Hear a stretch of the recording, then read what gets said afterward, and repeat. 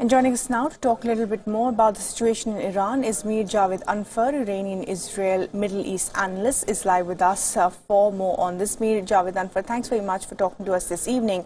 What, according to you, is the real trigger for these protests? Is it just the fuel hike, or is it the overall economic gloom that Iran has been facing in the last couple of months?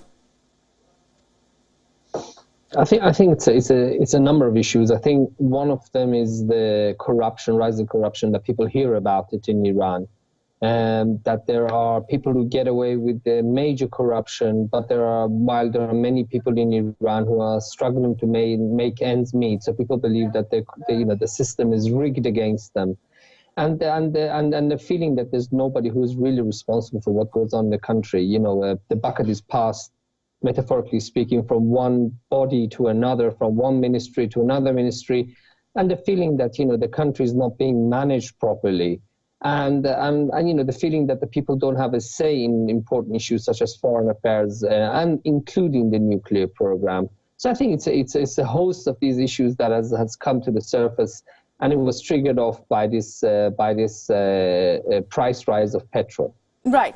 But Mr. Javedanfar, then what about the U.S. here? We heard the U.S. Secretary of State Mike Pompeo speaking there. These crippling sanctions by the U.S. will only destabilize Iran further. And how does that help anybody, given the situation in the Gulf already? Can the world really afford to have another unstable government in Iran?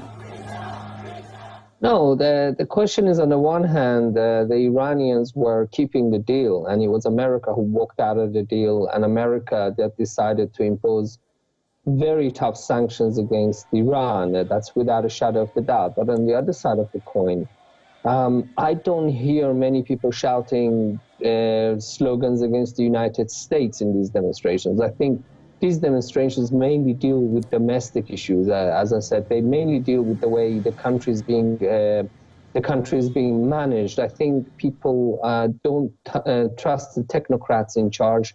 They see them as corrupt. They see them as incompetent and unsuitable for the positions that they're holding. And I think this is why there's a lot of pessimism regarding the future, and that pessimism, one of those issues, they see that the price rise of the fuel is just one sign that things are going to get bad. Everybody in Iran wants a nuclear program for civilian purposes, but at the same time, they want their government to manage foreign relations in a responsible manner, instead of calling for death to America, death to Israel, and supporting Bashar al-Assad. People of Iran don't have a say in this, and I think this is part of the anger. Right. And Mr. Javedanfar, then do you expect, a heavy-handed response from the Iranian authorities, given the fact that Ayatollah Ali Khomeini has also said that these protests must stop, the police will act soon?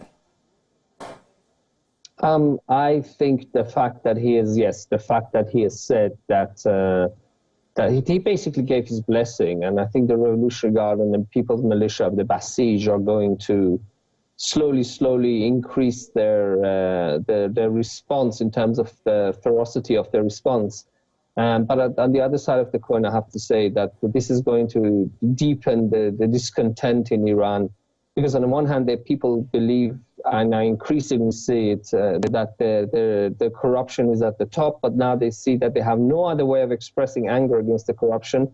So when they do express anger, they are met with violence. So I think we are entering a vicious cycle in Iran, and the situation doesn't look promising.